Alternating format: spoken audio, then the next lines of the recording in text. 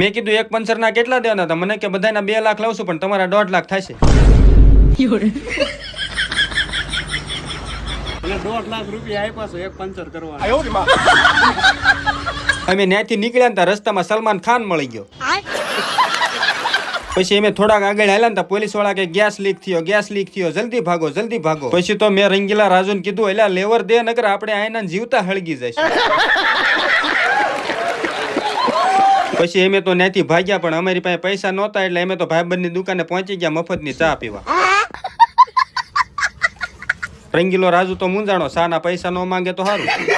પછી અમે પુલ ઉપર ગાડી ઉભી રાખી તા, એક દાદા નાની દુકાન નાખીને ગ્રાહકની વાટ જોઈને બેઠેલા. મને તો દયા આવી ગઈ.